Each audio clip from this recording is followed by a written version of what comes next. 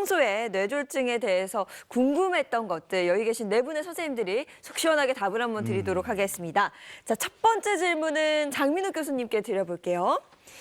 코를 많이 골면 뇌졸중에 잘 걸린다는 말을 들었는데 이게 정말인가요?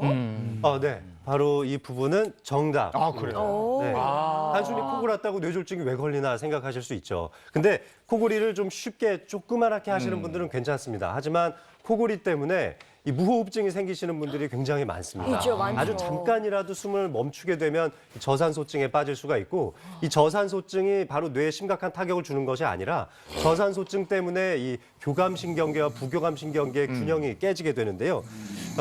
대개는 이제 교감신경계 항진이 굉장히 강하게 걸리면서 혈압이 상승하게 됩니다. 이때 이제 체내에 산소가 부족하니까 심장에서는 혈압을 더 많이 짜고 보내려고 노력을 하거든요. 네. 따라서 수면 무호흡증 환자는 일반인에 비해서 대사성 질환에 걸릴 확률도 9배나 높고 뇌졸중 확률은 4배, 당뇨병도 4배 정도 높은 것으로 알려져 있습니다. 수면 무호흡증 있는 분들은 정말 조심하셔야 되겠네요. 네, 예. 자, 이번에는 모사원 선생님께 온 질문입니다. 저는 50대 남성입니다. 얼마 전부터 갑작스럽게 손이 심하게 저린데 관절염이라 생각했지만 주변에서 뇌졸중 증상 아니냐며 걱정을 하네요. 손저림도 뇌졸중 증상이라고 볼 수 있습니까? 네, 손저림도 뇌졸중의 증상일 수 있습니다. 근데 이제 손저림으로 올 수 있는 질환들이 여러 가지가 있어요. 우선 손이 저리긴 한데 이 끝부분들, 이 끝부분 위주로 저리다 이러면 당뇨 합병증을 좀 의심을 해보셔야 되고요.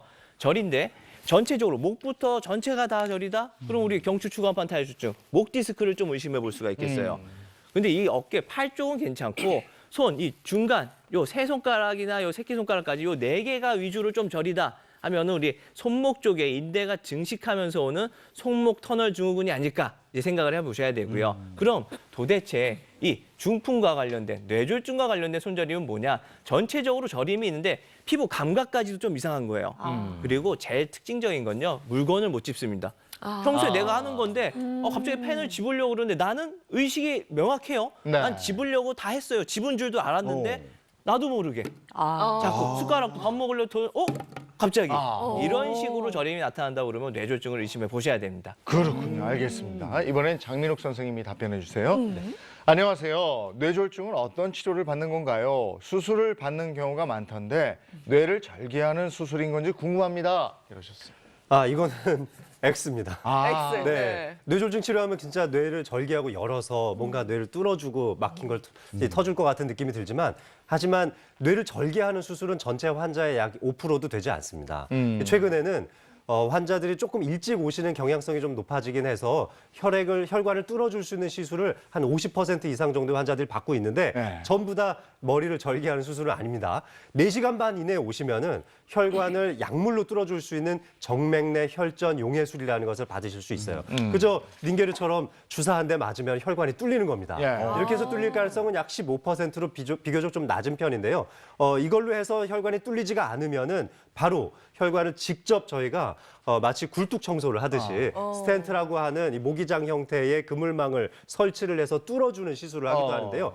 바로 이 시술은 혈관의 재개통이 일어날 수 있는 가능성이 88% 정도에 육박합니다. 그러니까 열의 9명 정도는 이 시술을 받으면 혈관을 다 뚫어내실 수가 네. 있는 거예요. 병원에 도착하자마자 CT나 MRI를 찍어서 뇌출혈인지 뇌경색인지를 감별해서 뇌출혈이라면은 혈압을 조절한 치료를 하고 뇌경색이라면 방금 전에 보셨던 화면처럼 스텐트를 이용해서 시원하게 뚫어주는 시술을 받으실 수가 있습니다. 예. 네, 알겠습니다. 이어서 마지막 질문 하나 드릴게요. 이 질문은 차 박사님과 이보은 선생님이 함께 좀 해결해 주시면 좋을 것 같은데요. 질문 바로 드리겠습니다.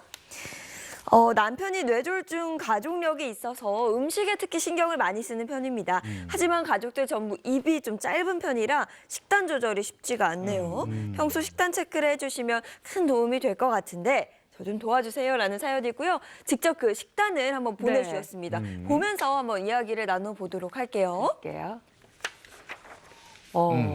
아침, 점심, 저녁. 아침에 케일 주스 간단하게 드시는 거고. 감자랑 네. 계란 드시고. 점심에는 잡곡밥하고 돈가스가 있고 계란말이 드시고 저녁에는 잡곡밥, 육개장, 저녁을 푸짐하게 드시고 네. 그죠? 예. 지금 전체적으로 보면은요, 탄수화물이 높은 흰 쌀밥 대신에 잡곡밥을 이용하시는 거는 굉장히 칭찬해 드릴 만한데요. 전체적으로 보니까 간이 약간 좀 짜고요. 그다음에 조리법에 살짝 문제가 있습니다.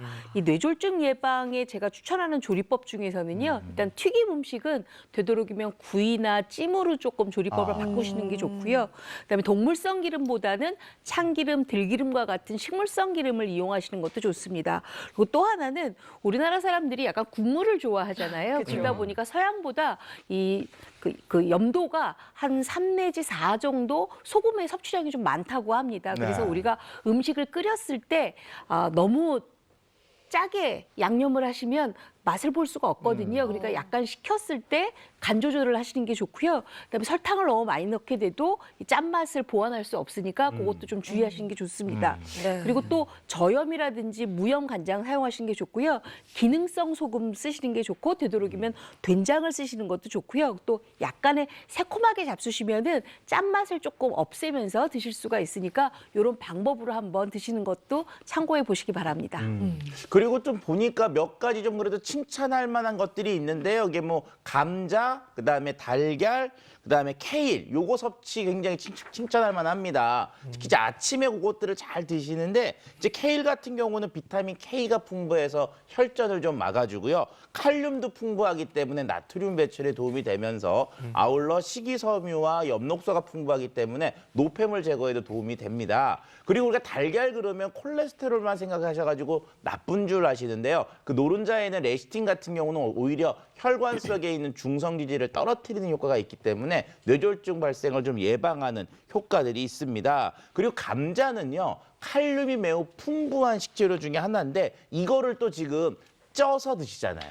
그리고 달걀도 쪄서 드시잖아요. 네. 이렇게 씹어 먹는 조리법들, 충분히 입을 움직이는 이런 조리법들이 뇌졸중 발병을 좀 예방하는 좋은 조리법 중에 하나고요. 특히 이제 칼륨 같은 경우는요. 쥐한테 고단위 칼륨을 섭취했을 경우에 대조군보다 사망률이 90%, 뇌졸중에 걸린 쥐들의 경우입니다. 90% 이상 감소했다는 실험 결과도 있기 때문에 칼륨이 풍부한 식재료들을 섭취하는 게 좋겠습니다.